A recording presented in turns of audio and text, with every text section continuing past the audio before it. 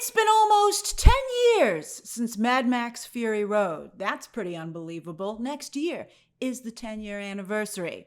That was a phenomenal dystopian action movie with so much artistic flourish. The critics and audiences agreed that it belonged in the Louvre. Pop quiz! What movie is that line from? And by the way, that character would have certainly loved the Mad Max movies, and in fact, very much could be in them. But anyway, even the Academy agreed that Mad Max Fury Road was a work of art, as it was nominated for 10 Academy Awards, including Best Picture, and it won 6 of them, but they were all in the secondary craft categories. But Mad Max Fury Road kind of created a new space in the awards circuit, and that's for an artistic blockbuster that gets nominated for the major awards, like picture and director, throw in maybe an actor. Although some blockbuster actors, particularly posthumously, have won. But you get the recognition with the major nominations, but then you get a bunch of wins in the secondary craft categories. And Dune Part 1 followed in Mad Max Fury Road's awards footsteps. And both movies, by the way, of course, are from the same studio, Warner Brothers. And because of the strikes, both of those movies their newest installments are coming out this year, mere months apart. I don't know how good an idea that is, because the two franchises are very similar, particularly with the recent Dune Part 2. Although Denis Villeneuve takes the more serious, cerebral approach of Mr. Christopher Nolan, which is all the rage these days. And he benefited significantly because of that. People just went crazy over Dune Part 2, myself included. Well, George Miller, I would say, with this new film, is more Robert Rodriguez and Frank Miller. Ooh, I know, but listen, it's not.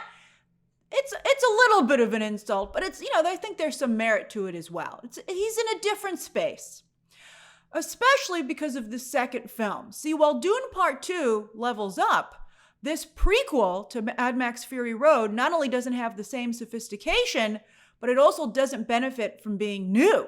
I mean, we've seen this before, way back in 2015. It's almost 10 years old. And the novelty has worn off, especially because Miller hasn't dreamed up anything particularly fresh. It's weird, over the end credits, they show clips from Mad Max Fury Road, which was really weird. But they had the dude playing the guitar, and they didn't have anything like that in this movie. That dude on the guitar made Mad Max Fury Road. He was in the trailers. People were like, what the heck is that? And everybody signed on for that party. But now it seems like a party that's, been around for a very long time. And unfortunately, Dune, which again is very similar in many ways, seems like the new idea, the new incarnation of this. So this feels like a throwback, It doesn't, because again, as I said, it does not seem fresh. Now, what struck me the most about Furiosa is how much it feels like reading a graphic novel. Thus, my Sin City comparison. Now, it's not as overt as those films, which actually try to feel like a comic book come to life. But I would say the heightened reality bordering on surrealism, plus the framing of a lot of the shots, as well as some pretty obvious green screen. I'm like, no way they're actually riding that motorcycle. And also some VFX that kind of stand out. They give this movie that pulp feel. And sometimes it's really good. It's really cool, just like Sin City. Like there are some shots where you're like, that's an incredible shot. There's this biker gang. There's a wide shot of a biker gang going around like this tiny little mountain range. And it's one of the coolest shots I've ever seen. And Miller really holds on it, but it looks so much like a comic book panel. You're like, wow, that's a comic book panel. Even the title, Furiosa, a Mad Max saga, and the way the whole poster is constructed, it feels like a graphic novel. That there's also a shadow that hangs over this film, and that's the distinct lack of Charlize Theron.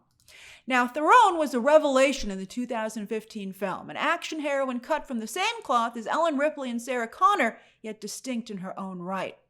While Theron had tried to do action before, Fury Road made her an iconic action star, with several roles following suit. She's still, trading off of that performance. So when Miller decided to do a Fury Road prequel, but cast a younger actress as Furiosa, we all kind of side-eyed him. But he was like, oh no, this Furiosa is going to be much younger. So therefore, the film needs a younger actress. And who can get upset about casting Anya Taylor Joy? We all love her. But now that I've seen the film, no spoilers, but you'll see at the very end, you're like, why did you recast Theron? It makes absolutely no sense when you see the end of this movie. Also, because even Taylor Joy is absent from a large part of this film, with Alyla Browne playing Furiosa for a very large chunk of the movie. Quite well, I might add. And she looks so much like Taylor Joy that if you told me Browne was somehow Taylor Joy de-aged with VFX, I would believe it. But neither Browne nor Taylor Joy feels like versions of Theron, who again was so iconic in the role. She created it. Her Furiosa was beautiful, but also strong and so tired. You know, that was such a great part of the performance. She was a formidable opponent and then partner for Tom Hardy's Max, whereas and she made things happen in that first movie. Whereas here, Browne and Taylor Joy's Furiosa, while clever, is more of a character that things happen to. Think George Miller's dystopian Disney princess rather than a sci-fi survivor like Ripley or Connor. It feels like a different character. And while Disney princesses always make a strong impression, who doesn't love a good Disney princess?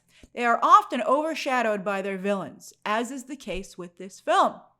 Chris Hemsworth, unrecognizable with a pointed prosthetic nose and long, unruly hair and a beard. You know, sometimes you can see the original actor through the makeup and the other elements, but here, it was truly transformative. Hemsworth thrives with being able to be a character actor.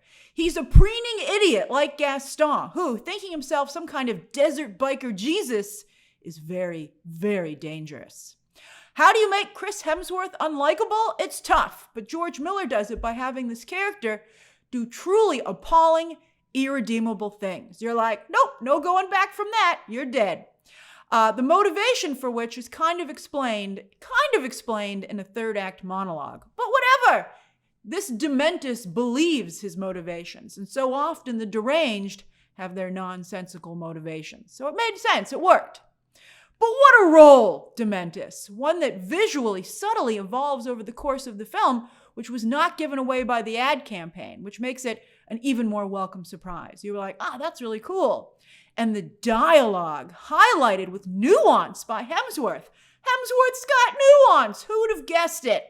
I've never seen him so inspired as an actor. It's like when Johnny Depp and Jude Law suddenly didn't have to be heartthrobs anymore and started turning in exhilarating performances. I would very much liken Hemsworth's work here to following in that path. Tom Burke, he brings the sexy, although I have to say, Chris Hemsworth still has quite the physique. But Tom Burke brings the sexy in this movie. And I'm not going to give away too much about his role. I did see they kind of revealed in some of the press that he's the love interest. As soon as you see him, you're like, who's that guy? I mean, he was great. He has this vibe where he basically comes off as Nick Offerman's younger brother, just as sexy. He is a fantastic surprise in the film. I loved him. Absolutely loved this guy. I'm like, where have you been hiding? I don't know if he'd look as cool without the makeup on his forehead. That look really worked for him. I mean, he has some great eyes. I mean, he is just incredible. He was so good. As for Anya Taylor Joy, she, of course, is very talented and very charismatic. Her large, animation-like eyes, once again, a valuable asset to her as an actress. However, as thrilling as her action sequences are, as well as Charlie Fraser, who plays her mother, these women simply don't have the muscular builds to be believable action heroines. This is where Charlize Theron really had a benefit. And you might point out that Sigourney Weaver was very thin, but she was also extremely tall. And she had a matter-of-fact, no-nonsense determination to her movements. Taylor Joy and Fraser just do not have the physicality of action heroines. You know, maybe that would help them get over the lack of muscles. But they seem more like models, you know, in the roles. They do, and on that note, they do look absolutely fabulous and benefit from inventively choreographed action sequences set to a thrilling, heart-pounding score by Tom Holkenborg. You're like, oh, this is good. This is fun. I mean, they're really fantastic sequences. Alyla Browne gets more than a few action sequences herself and does an excellent job. She more than holds her own with the adult cast, which is particularly impressive, not just because of all the action, but because of the adult nature of the material. Yes, Immorton Joe is back. Sadly, Hugh Keys-Byrne passed away recently, but Lockley Hume steps in for him seamlessly. And Immorton Joe's Entourage is back, who were shocking in the first film, but now they seem sort of silly and ridiculous. Like, I don't know, this suburban attempt at a kinky fantasy. I mean, you laugh if they weren't so dangerous with their intent of doing real damage. I guess, when you lose the shocking factor, it just becomes weird and sad and disturbing. And we'll talk about that more in a moment. Because, Miller hints at the horrifying reality of being a woman in this world. But at the same time, it's a pulp blockbuster that needs to have broad appeal. So they had that element in the first film, but I think the shock factor and the more artistic flourishes and again, the newness of it helped. This time around, it feels like the movie is trying to have its cake and eat it too, because these elements will probably still make the film too much for some moviegoers. Yet the film isn't bold enough, nor does it have a strong enough message to make, it feel that these elements are vital and have to be included even if they do make you uncomfortable. You're just like, did we have to go there? I don't see a good enough reason for going there, artistically or thematically. And once again, there are a bunch of war boys running around, but I was just looking for Nicholas Hoult. I knew he wasn't in the film, but he was so memorable in Fury Road, I was still emotionally hoping that he'd pop up somewhere. Or at least, that another war boy would do as good a job. But it didn't happen. They were still interesting, though. Still interesting. So even though it's no Fury Road, I did enjoy Furiosa, especially as a comic book fan. It was like reading a great graphic novel, right? Hemsworth, as I said, is fantastic, and the other performances are certainly very solid. Taylor Joy, though, her defining role remains the Queen's Gambit. She was also very good in that Edgar Wright movie. She's a great actress, this role, it's more like cosplay, and also I think it doesn't help that she didn't originate the role. And as I said, they kind of turned it into a Disney princess role, which makes it, I think, lesser than it was in Fury Road when Furiosa did it. And again, it had that sci-fi survivor element. But also, back to the positives, the movie is visually interesting, and the action sequences, along with that score, quite thrilling. Again, I think there are elements of the film, I have to warn you, that might be too much for some. Recently they've been talking about trigger warnings in the press, like Judi Dench was like, man up, everybody, it's ridiculous.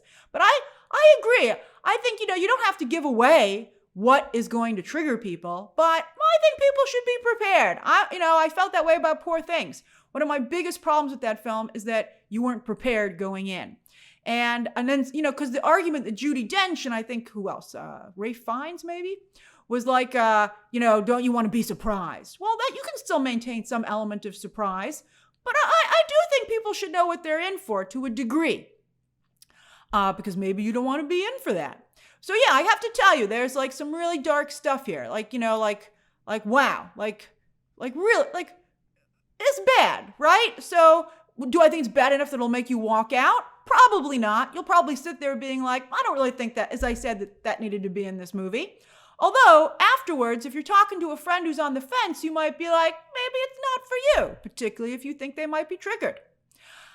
I mean, you know if it's your kind of movie, right? I mean, if it is, it scratches that itch. You know what I'd say? It's not a Fury Road or a Dune Part 2. Think more a Sin City or a Watchmen. And if that's your jam. But yeah, Hemsworth, sure, do another Thor movie. I would not get George Miller to do a Thor movie. I know everybody's like, George Miller, do you want to do a Thor movie? And George Miller's like, maybe I do. I mean, his Justice League movie didn't materialize for a reason. And I think Fury Road was his opus. And he shows here that he can't repeat it. I mean, he can do a nice echo of it, but he can't repeat it. So I think Thor can't afford another miss. So it's got to take the next Thor movie has to be very safe. And I don't think that George Miller would accomplish that. But as for Chris Hemsworth, I think he should keep playing Thor. He wants to redeem himself. But, outside of Marvel, I think he should start looking for more character roles. I think he should look at the work that Depp and Law did after they graduated from their heartthrob, personas and try and follow in their footsteps because he's very good. He's very, very good. All right, so that's my review of Furiosa hitting theaters for Memorial Day weekend. And, it still does have artistic qualities to it, so you want to see it on a premium screen if possible. So that's my review. Share your own thoughts down below. Subscribe today. And of course, as always, you can check out some more videos right now.